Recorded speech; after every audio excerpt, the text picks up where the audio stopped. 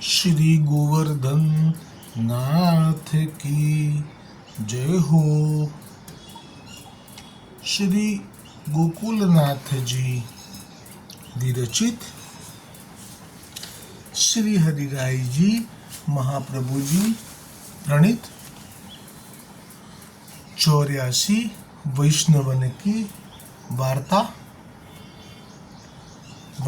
क्रमांक 83 जो अधूरो હતો कुंभनदास जी को तामे अब श्री गोकुलनाथ जी कृपा करी के वार्ता प्रसंग 8 को दर्शन करावे है।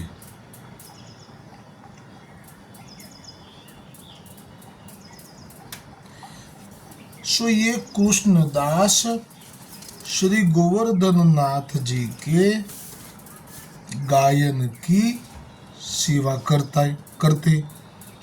કૃષ્ણદાસ એટલે કુંભનદાસજીના જે 7 પુત્રો છે એમાંથી ગઈકાલે જે સંવાદમાં શ્રી ગુસાઈજીએ પૂછેલું કે કુંભનદાસજી તમારે કેટલા પુત્રો છે, તો ત્યારે જે કુંભનદાસજીએ કહેલું કે મારે 1.5 પુત્રો છે, એટલે કે જે પૂર્ણ રીતે ઠાકોરજીની સેવા કરે છે એવા એક ચતુર્ભુજદાસજી છે, અને જે ઠાકોરજીની સેવામાં ચિત્ત નથી પણ ઠાકોરજીની ગાયો ચરાવવા જાય છે એટલે અડધા પુત્ર છે, એવું જે કહેલું એ કૃષ્ણદાસ। હવે એમની વાર્તા આવી। सो ये कृष्णदास श्री गोवर्धन नाथ जी के गायन की सेवा करते। सो गायन के ग्वाल हते। सो श्री गुसाई जी आपू कृष्णदास को गायन की सेवा दीनी हती। सो सगरे खीरक की सेवा करी के पाछे आक्षेप जारी बुहारी के ता पाछे गायन के संग वन में जाते। सो सगरे दिन गाय चरावते। सो संध्या समय गायन को घेरी के એટલે એમને ટોળામાં રાખીને છૂટી ના થઈ જાય, આગળ પાછળ ના થઈ જાય, એવી રીતે ટોળામાં રાખીને હાંકતા લઈ આવતે। એટલે ગાયોની સેવામાં કોઈને એવું થાય કે ખાલી ગાયો ચરાવવા જાય એટલે ગાયોની સેવા, એટલું નહીં। ગાયોની સેવા તો બહુ કઠણ છે। ગાયોની સેવામાં જે જગ્યાએ ગાયને બાંધવામાં આવે અથવા તો રાખવામાં આવે એને ખીરક કહેવાય। એ ખીરકમાં ગાયોના જે છાણ પડે એને પણ સાફ કરવાના, એના છાણા કરવાના, અને એ જગ્યાને પણ ચોખ્ખી રાખવાની, એમના ઘાસ પૂડાનું પણ ધ્યાન રાખવાનું। અને જ્યારે પણ વર્ષા ઋતુ આવે ત્યારે તો એ સેવા વિશેષ વધી જાય, કારણ કે જરાય કાદવ કીચડ ન થવો જોઈએ, માખી મચ્છર ન થવા જોઈએ, એટલે આ કઠણ સેવા છે। પણ ગુસાઈજીએ કૃપા કરી અને કૃષ્ણદાસને આ સેવા આપી હતી, કારણ કે વિશ્વાસ હતો કે આ કુંભનદાસનો પુત્ર છે, આ ગાયોને દુઃખ નહીં પડવા દે।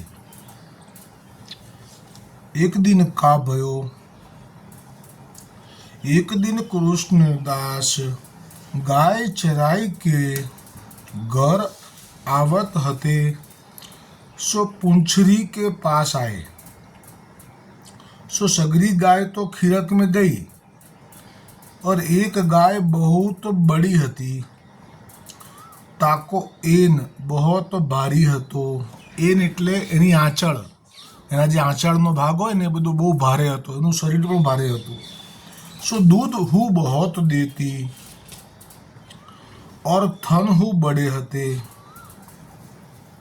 તો એન એટલે કદાચ એની ગરદન થાય, ગરદન ઉપર જે પેલી કાંધ હોય ને એ, અને થન એટલે આંચળ।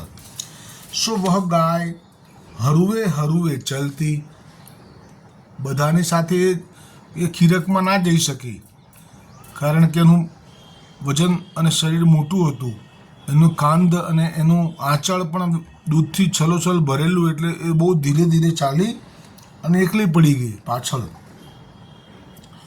અને પાછળ પાછળ એક વાઘ આવી ગયેલો અને એ તક શોધતો હતો કે આ એકલી પડે તો આનો શિકાર કરું. વાઘ ગાય કે પાછે કૃષ્ણદાસ आवत हते, सो पूछरी के पास श्री गिरिराज की कंदरा में ते एक नाहर निकस्यो. એ ગિરિરાજજીની કંદરામાંથી જ વાઘ નીકળ્યો. એટલે આપણને અત્યારે મનમાં સંદેહ થાય એનું નિવારણ એટલું જ છે કે અત્યારે જે આપણને ગિરિરાજ ગોવર્ધન મહારાજના દર્શન થાય છે એમાં એક એક ગુફા કદાચ ન દેખાતી હોય તો એનું કારણ છે કે ગિરિરાજ ગોવર્ધન અત્યારે જે દેખાય છે એવા 500 વર્ષ પહેલાં નહોતા, એના કરતાં બહુ જ વિશાળ હતા. કારણ કે જ્યારે પુલસ્ય મુનિએ કહેલું કે મારે તો કાશી લઈ જવાતા, પરંતુ અને એનું વજન વધારી અને અહીંયા વ્રજમાં મને મુકાવડાવવા માટે મજબૂર કર્યા.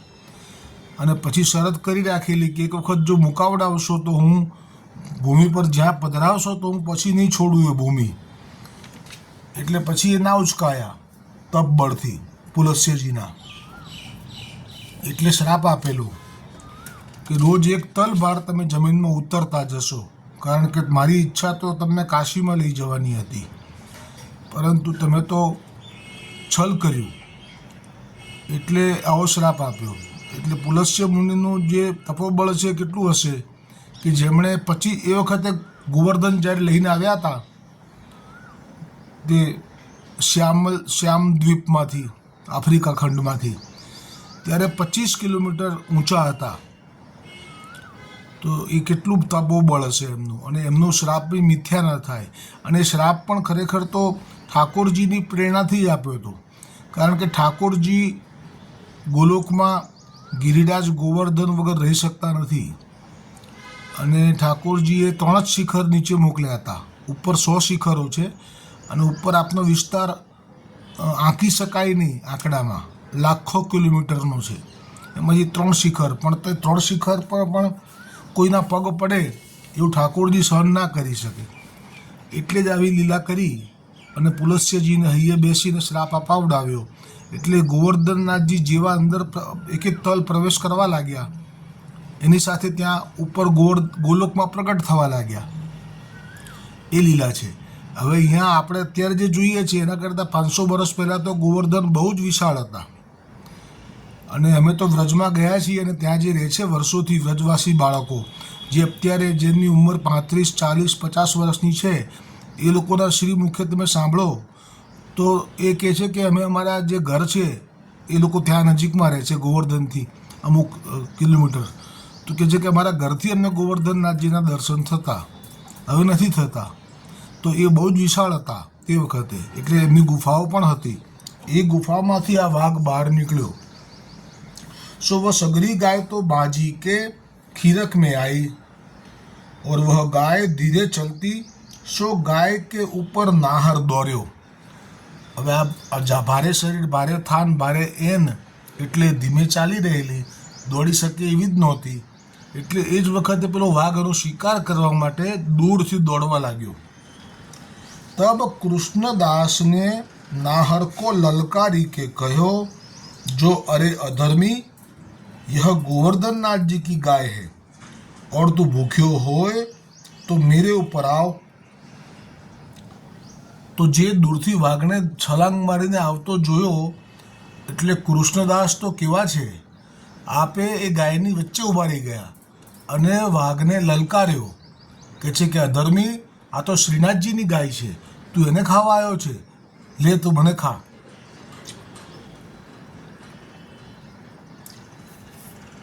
और तू भूख्यो हो तो मेरे ऊपर आओ.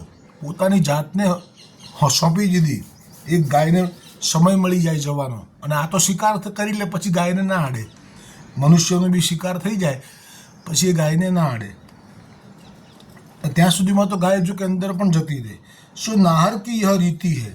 શ્રી ગોકુલનાથજી તો પ્રાણીઓના શિકાર કરવાની રીતિનું પણ દર્શન કરાવે છે કે જો લલકારે સો તાહી પે આવે, એટલે કે જો કોઈ શિકાર કરી રહ્યો હોય વાઘ અને એ વખતે જો કોઈ એને લલકારે એટલે કે કોઈ બૂમ પાડીને કંઈ કહે કે આમ નહીં, એ ઉભો રહે, આમ તેમ કંઈ પણ એક બૂમ બી પાડી દે તો આ વાઘનો એવો સ્વભાવ હોય છે કે એની ઉપર જ સીધો એટેક કરે, એને જ સીધો હર્ટ કરે, એને જ ફાડી ખાય.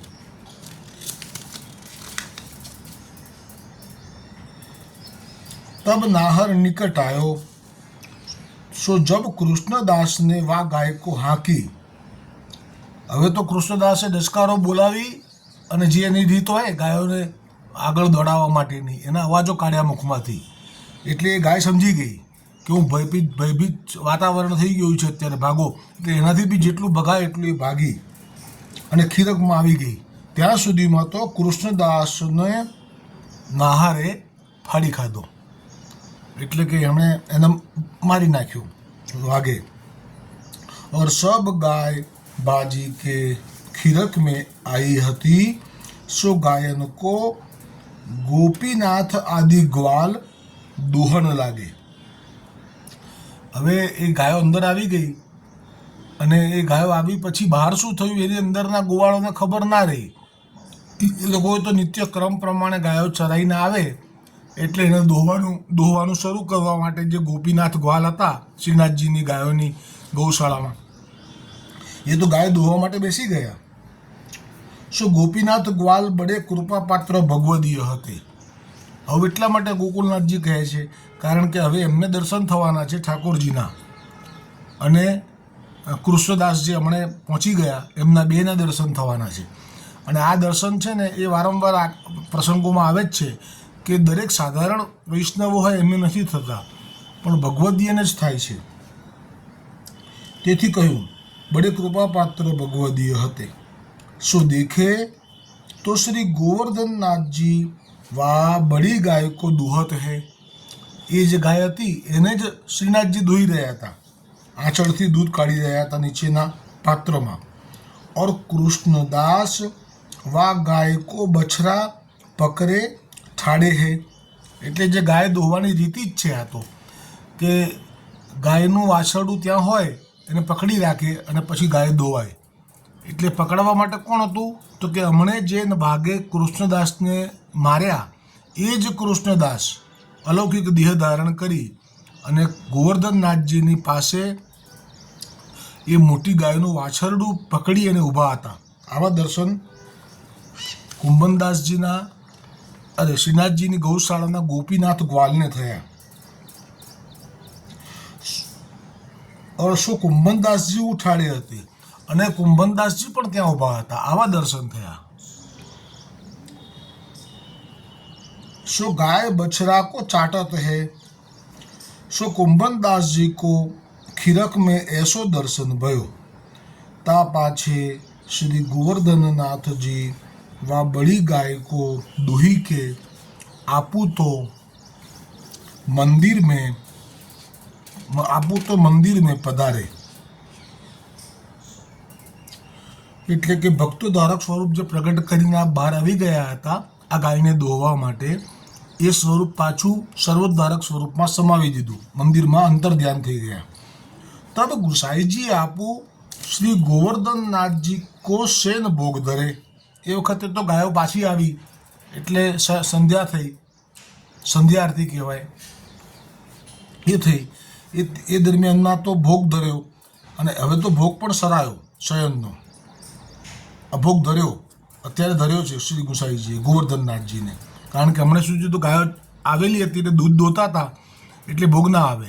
ભોગ ક્યારે આવે? શયન ભોગના સમયે આવે. એ સંધ્યાનો સમય હતો ને ગાય દોવાનો સમય હતો એટલે ઠાકોરજી ત્યાં હતા. હવે ભોગ ધર્યો એટલે ઠાકોરજી ભોગ આરોગવા બિરાજ્યા, શયન ભોગ. સો કુંભનદાસ હો ખીરક મેં તે મંદિર ચલે. હવે કુંભનદાસ સુંદર પ્રસંગ શરૂ થઈ રહ્યો છે. કુંભનદાસજી ખીરકમાંથી, તો જો કુંભનદાસજીના તો ભાગ્યની કોણ કહી શકે કે બપોરે જે અનુસરમાં લીલા કરે છે એમાં તો આવે જ છે પરાસોલીના ખેતર ઉપર, પણ જ્યારે ગાયો ચરાઈને પાછા આવે એટલે કે જે સંધ્યા આરતીનો સમય છે ત્યારે ગૌશાળામાં હોય, એ સમય તો ગૌશાળાનો જ છે ઠાકોરજીનો. તો ત્યારે કુંભનદાસજી ગૌશાળામાં હોય અને કુંભનદાસજીએ ગૌશાળામાં આવા દર્શન કર્યા કે ઠાકોરજી પેલી જે મોટી ગાય છે એને દોઈ રહ્યા છે અને એ ગાયનું વાછરડું એમના જ પુત્ર કૃષ્ણદાસે પકડી રાખ્યું છે. અને હવે હવે કુંભનદાસે જાણ્યું કે ઠાકોરજી તો હવે પાછા આ ગાય દોઈ લીધું અને હવે તો ગુસાઈજી ભોગ ધરશે શયનનો, એટલે કાની આપે પહેલાં તો ગોવર્ધનનાથજી પાછા આપના સર્વોદ્ધારક સ્વરૂપ જે પૂર્ણમલ શેઠના મંદિરમાં આ બિરાજે છે ત્યાં પધારી ગયા.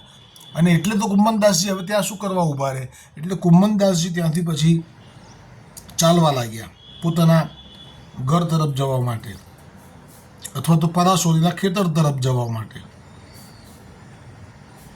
સો દંડોતી શિલા કે પાસ આए, હવે ચાલીને જ્યાં દંડવતી શિલા સુધી આપ કુંભનદાસજી આવ્યા, ઇતને મેં સબ સમાચાર આए જો કૃષ્ણદાસ ગ્વાલ કો નાહર ને માર્યો. કૃષ્ણદાસ ગોવાળને નાહર એટલે વાઘે માર્યો. તબ કૃષ્ણદાસ કી બાત કાહू ને कुंभनदास सो कही, जो तिहारे बेटा कृष्णदास को नाहर એટલે બાઘને માર્યો है. यह बात सुनी के कुंभनदास जी मूर्छा खाई के गिर પડે. જેવી રીતે શ્રી ગુસાઈજી આજ્ઞા કરી હતી કે તમારે મારી સાથે ગુજરાત આવવાનું છે, તો તે વખતે તો અમન્ય રાખી હતી ગુસાઈજીની, એટલે કે વલ્લભ જ છે મારા માટે, તો આજ્ઞા કરી છે તો બસ હવે એ તો આજ્ઞા જ કહેવાય, એમાં તો પછી અંદરનો ભાવ કંઈ જણાવાય નહીં. પણ અહીંયા તો પોતાનો પુત્ર મર્યો એ સાંભળ્યું, એની સાથે જ મૂર્છિત થઈને ત્યાં જ પડી ગયા, જમીન ઉપર જ બેભાન જ થઈ ગયા. સો એસે ગિરે જો કછું દેહાનુસંધાન ન રહ્યો. સો कुंभनदास को વ્રજવાસી વૈષ્ણવ બહો તેરો બોલાવે. સો કુંભનદાસજી બોલે નહીં.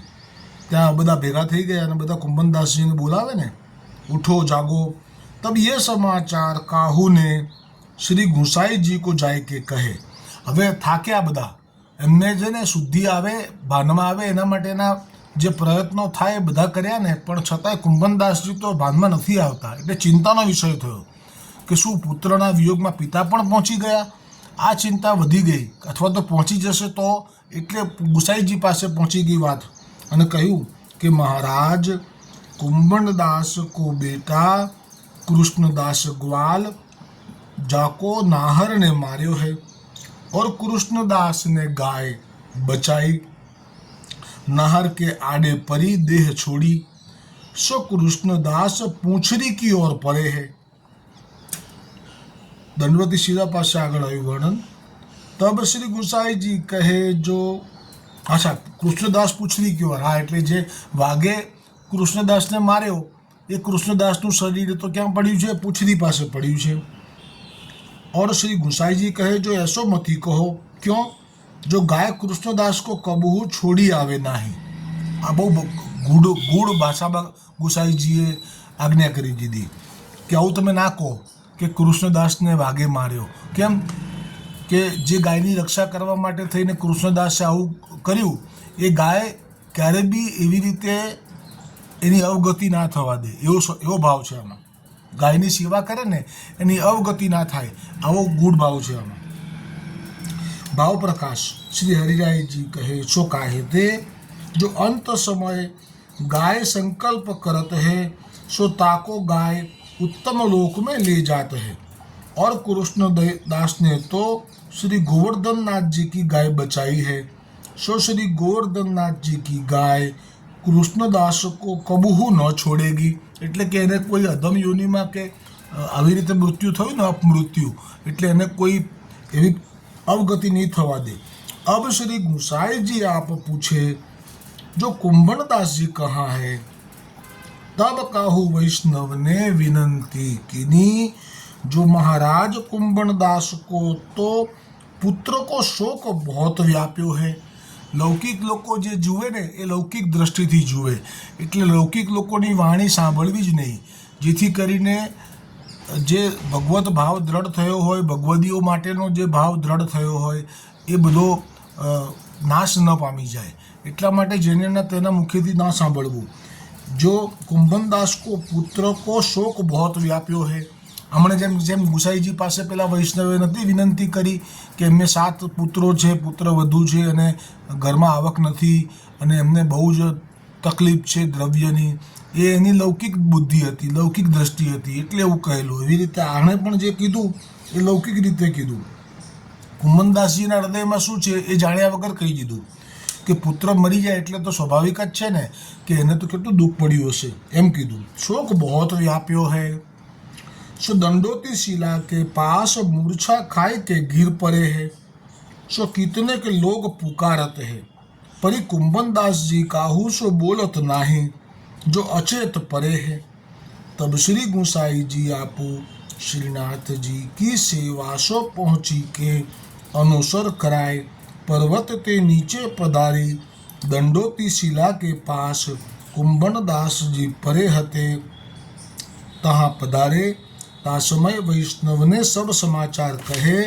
जो श्री गुसाई जी आपू देखे तो कुंभनदास जी के पास सब लोग ठाड़े हैं. ता समय लोगन ने कही, जो महाराज कुंभनदास जी बड़े भगवदीय है, बड़े भगवदीय तो है, परंतु पुत्र को शोक महाबुरो होते हैं. सो या पीड़ा सो कोई बच्यो नहीं है. आहा, એટલે કે ભગવત, હવે આ વૈષ્ણવ તો વળી એવો હતો કે એણે ભગવદીય પણ કીધા અને પછી એમ પણ કહ્યું કે ભગવદીય તો છે જ, મોટા બડે ભગવદીય હે, પરંતુ પુત્ર કો શોક મહાબુરો હોત હે. પાછી લૌકિક બુદ્ધિ આવી કે પુત્રનો શોક તો એવો જ હોય ને, પુત્ર જાય તો કોણ રહી શકે, હાથમાં ચાલ્યો. સો યા પીડાશો તો કોઈ બચ્યો નહીં, એટલે કે કુંભનદાસજી આ પીડાથી તો ના બચી શક્યા, આરોપ કરી દીધો. તબ શ્રી ગુસાઈજી આપો કહે, जो इनको पुत्र को शोक नहीं है. आप तो प्रभु है ने, अंतरनी जाने से, अंतर्यामी है, એટલે કહ્યું जो इनको और दुख है, सो तुम कहाँ जानो. इनको यह दुख है जो सूतक में श्रीनाथ जी के दर्शन कैसे होंगे.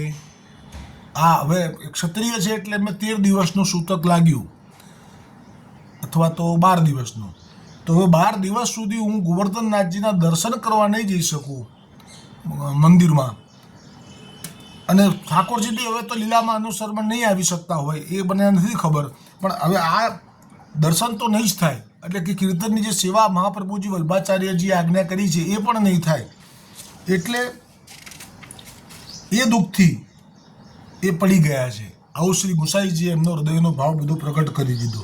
સો આપ તમારો સંદેહ દૂર હોઈ ગયો. જુઓ, હું તમારો સંદેહ દૂર કરું છું કે એમના પુત્ર માટે મૂર્છિત છે કે દર્શન માટે.